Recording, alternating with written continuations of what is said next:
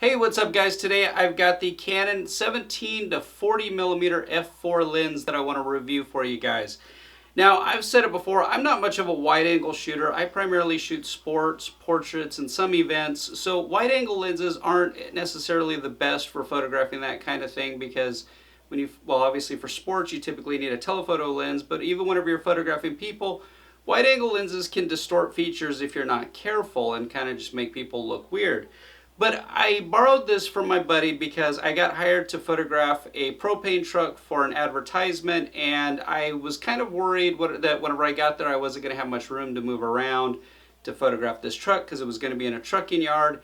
And so I wanted something that gave me some flexibility and some wide angle range if I needed it, and sure enough I ended up needing it because we were in a trucking yard, there wasn't much room to back up, and I ended up shooting I think at about 21 millimeters.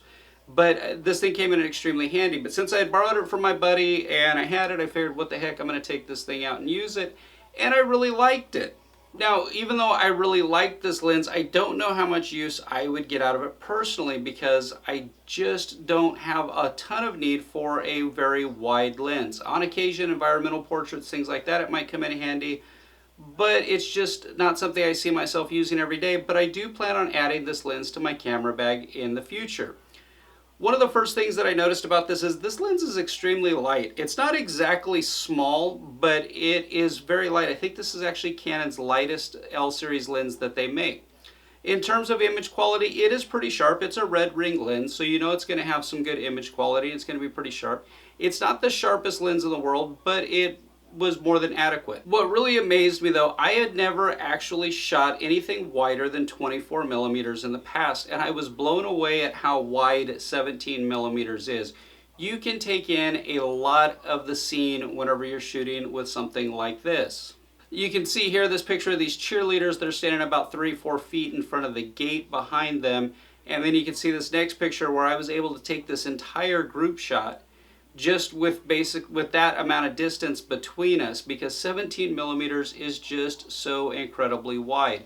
If you want to do things like take pictures in very tight spaces or large groups, I just enjoyed using this at the football game, being able to take in a lot of the players at one time, being able to be extremely close to them on the sidelines and still take in a lot of the scene. It was kind of cool and interesting to use. One of the things that I'd read online was that it is almost impossible to get lens flare using this lens, and I was surprised whenever I tried to get this thing to flare that it just kept the image pretty much flare free. I think I got a spot of light in 1 or 2 images, but it was almost non-existent using this lens. I found this lens to autofocus fast and accurately just about all of the time. I had no issues at all with the autofocus.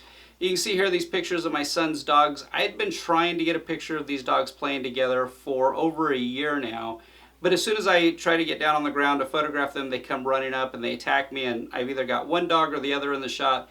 So all I did was I took this thing, I put it on 17 millimeters, and I just ran along with them following me and just started snapping away, and frame after frame was in focus, and because of the width, I was able to make sure that both dogs were in the frame as they bounced all around. So, you know, sometimes you can do some kind of interesting things outside of the box with a really wide lens like this. This lens does not have image stabilization on it, but given that it's a 17 to 40 millimeter lens, I don't know how important something like image stabilization would be for this lens. I was able to shoot all the way down to 1/10 of a second handheld and still get sharp images without much of a problem.